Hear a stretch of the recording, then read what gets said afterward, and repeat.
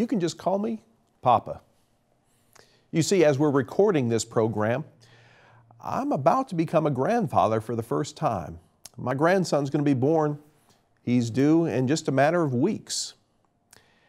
And as we're approaching the stage in our lives, my wife and I are doing a whole lot of thinking about just what this means and the change of life that it does indeed bring to us.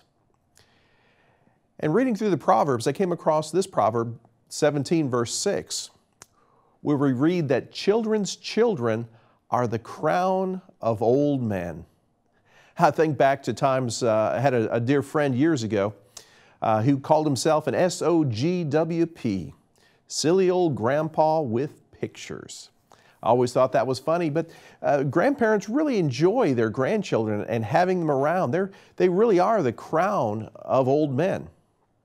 The proverb writer goes on to say in Proverbs 13 verse 22, a good man leaves an inheritance to his children's children, but the wealth of the sinner is stored up for the righteous. And that stuck with me. A man's inheritance is for his children's children. Makes you ask the question, what kind of inheritance are we leaving for our grandchildren? You see, as we think about that inheritance, we usually think about that in monetary terms, but that's not necessarily what was being talked about here. Because we can see from passages such as Mark chapter 8, verse 36, that the spiritual things are more important than the physical things. You see, what's more important than your soul? If you gain the whole world and lose your soul, you've lost everything. And the same thing goes with our grandchildren. If we give to them monetary gifts, but don't give them what's most important for their soul, we haven't given them what we should. Well, let's deal right now with some practical thoughts. How do we make this work? How do we make sure that we're passing on the spiritual inheritance to our grandchildren? Well, first off, even before we become grandchildren, as we're raising our children, even from their young years, realize that they look at our lives and they see what we do. They see how we behave. They see our attitudes towards spiritual things. And those attitudes that they see in us, that's how they've learned to raise their own kids. So even before we're grandchildren or grandparents, we start that process of teaching our children how to raise their children. Secondly, even before you're a grandparent, it's never too early to begin praying for your children and your grandchildren.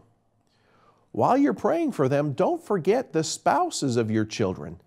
You see, they have a big effect on on the spiritual condition of your grandchildren. The people that your children marry have a huge effect on them. And then as we become grandparents, we need to make sure that we're supportive of our children as they begin to raise their children. We need to be helping them. Looking back, I remember like it was almost yesterday, our oldest daughter, when she came home from the hospital, I really didn't know what to do, didn't know how to take care of her. There was so much I was learning, and it's so easy to get caught up in all the day-to-day details that sometimes it's hard to keep focused on the big picture. And everybody in that situation needs to be focused on spiritual matters. So as grandparents, we can help our children raise our grandchildren by helping to keep focus on things that are spiritual. And there's things that we can do to help them as they raise our grandchildren. Next time we see each other, how about this? Let me show you a picture of my grandson. I'd love to.